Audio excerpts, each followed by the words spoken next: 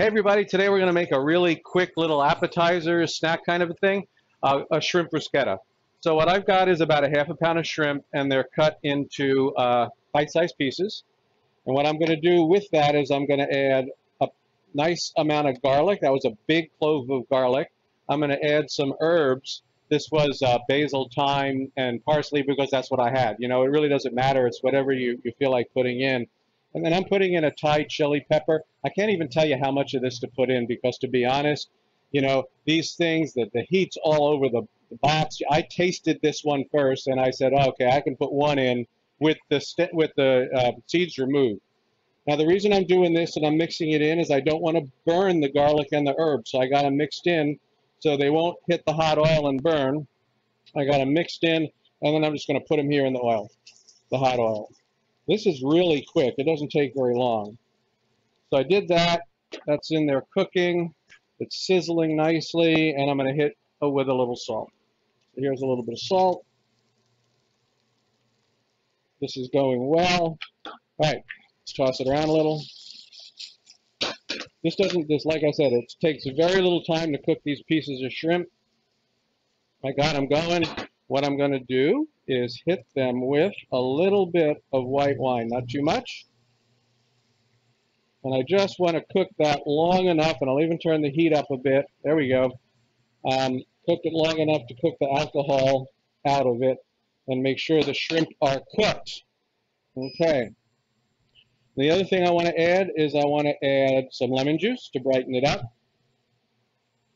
So here's a little bit of lemon juice. Put that over here, and we're good. So tossing it around. It's cooking the alcohol out of the wine, so you get rid of that flavor. I only added a little bit of salt at first because I can correct that later. If I put too much salt now and it gets too salty, there's nothing I can do about it. So I have this on high because now I'm trying to cook the liquid down. And a little bit extra what I'm going to add. This is roasted red pepper that was made with olive oil and garlic. It's already been cooked. It's roasted, so I don't need to cook it. So as I'm getting towards the end here and everything is nice, I'm going to put that in. All I really want to do with that is I want to heat it up. Mix it in, heat it up. Okay, that's looking really good. You can see that the liquid is cooked down a lot. And then the last thing I'm going to do is hit it with a little butter. Why? Because I can. All right, we're just going to melt that butter. It's going to give a nice sheen to this whole thing. And what I have here is some ciabatta, lightly toasted, very lightly. You'll see, you can't even see it's brown. It's just a little bit crunchy. That's all I really wanted to accomplish with it because I want the juices to be able to soak in. So this is done now. I'm going to turn it off, and I'm going to give the liquid a taste. Maybe a little salt, just a touch. That's all it needs, a little bit of salt. Like that. Toss it around. And now let's try on one of these pieces. Let's try this. I'm just going to try one, and I'm going to plate the rest of them later after I say goodbye to you.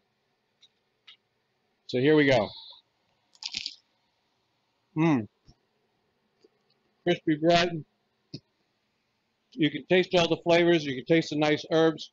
The wine, the lemon, gives it a nice brightness. The sweetness from the peppers and there's just that touch of heat. A really awesome dish for you to serve to your guests. When they walk in the door, you can give this to them to get them started.